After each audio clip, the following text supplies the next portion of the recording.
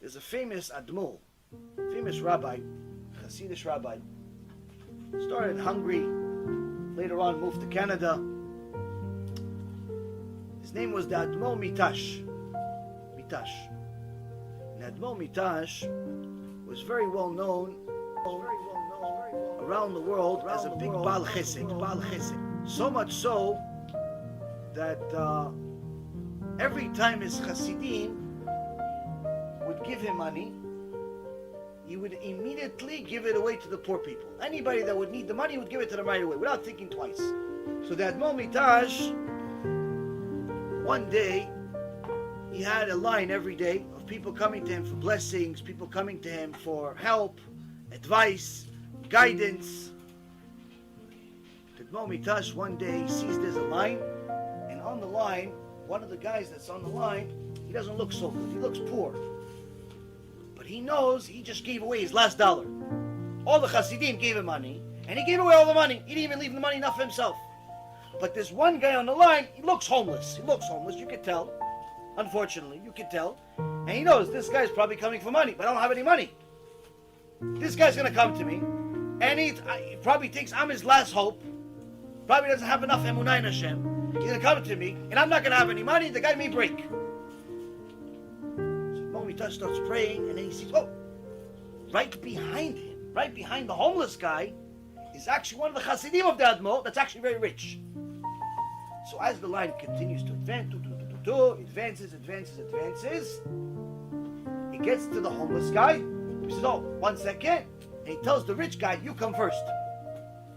So the rich guy comes in, they go into the room, he sits down with them, he tells them, listen, whatever his problem was, the guy makes a very big donation. The poor guy comes inside. And Admol says, yes, how can I help you, my son?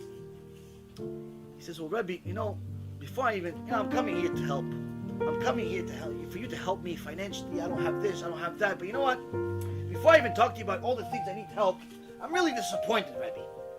I thought you guys are tzaddikim. I thought you guys are like righteous with Hashem. And you don't make distinctions between somebody that's poor, somebody that's rich. I thought that you guys just look at, he's a Yid, that's it. He's a Jew, he's a Jew, he's a Jew. That's it. But what happened? I'm on the line all day. I'm waiting. Right before my turn comes, what do? You pick the guy behind me. Why? Because he's rich? Why? Is his blood better than mine? What? Is his Judaism better than mine? What? Is he more Jew than me? What is this? Well, he starts tearing the rabbi apart. And the rabbi is quiet. Now the shamash, the helper of the rabbi, is watching the whole thing, and he wants to say something. He wants to give this guy a nice slap to wake him up, to realize the rabbi did all this for him, but he doesn't say anything. Why? The rabbi didn't say okay. So this poor guy, is ripping the rabbi apart. And the rabbi doesn't say a thing. After he finishes, he says, Rabbi, so anyway, I need some help. You help me or not? He doesn't even ask nicely. The rabbi got an envelope. He didn't even look at the envelope. The rich guy gave him an envelope. He didn't even look at the envelope. Takes the envelope, he gives it to him. Sada shalom, b'cha v'atzlacha. The guy leaves. He got an envelope. He doesn't even know what's inside yet. He opens the envelope. He sees a huge check. Now, he doesn't have a bank account. But he's happy to get the check. He's embarrassed a little bit of what he did to the rabbi, but still, what are you going to do? It's too late already.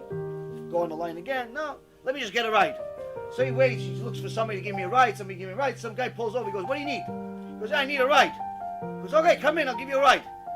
So he sees fancy car. There's a ride. He goes into the car.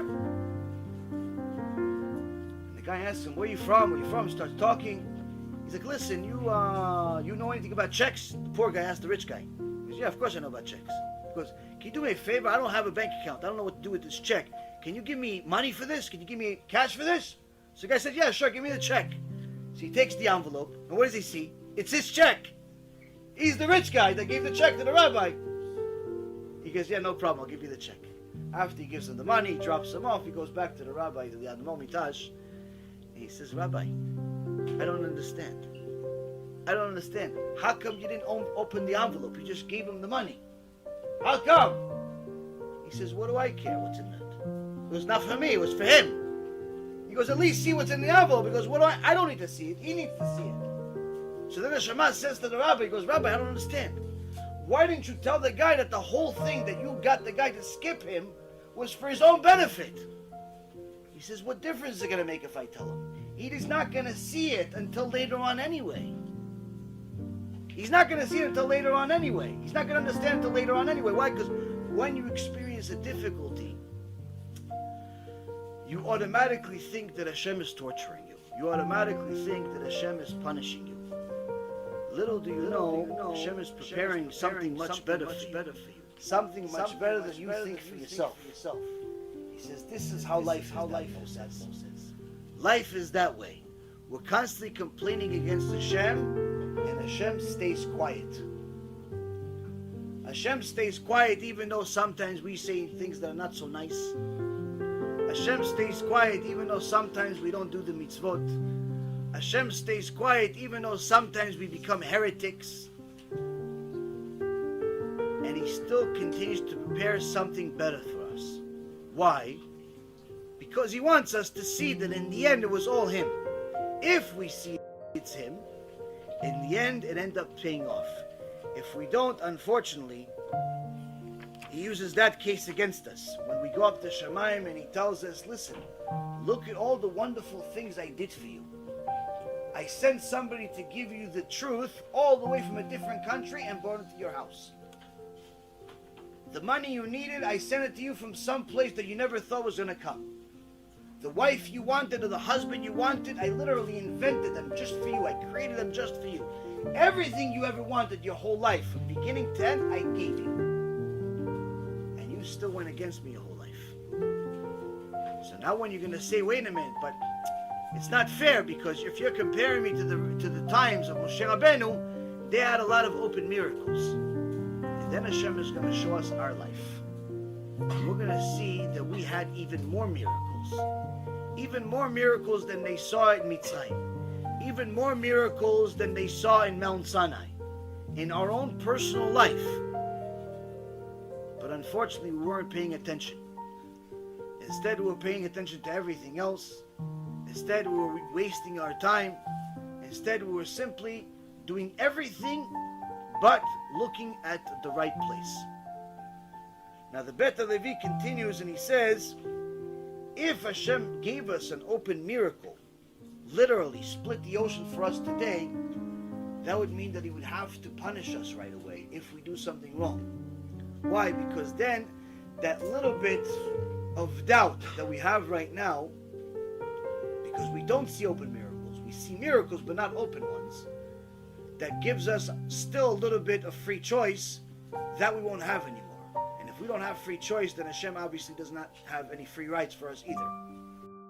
B'Shem Hashem Na'aseh v'Natzliach, we're very excited to offer you the new BeEzrat HaShem app 3.0. It's a newer, faster app full of Torah, lots of Kedusha by the shiurim that we do, myself, Rabbi Ephraim, Rav Chaim, where you'll have also newer features where you're able to use the app while you're using other applications on your phone. You'll be able to share the lectures directly from the app. You'll be able to donate online and support our Kiruv and our Torah work that we're doing. And the most exciting feature is that you'll be able to actually ask questions directly on the app and get answers from the rabbis directly from the app. This is something unprecedented, and Baruch Hashem will be able to offer it. Thank you again for all of your support.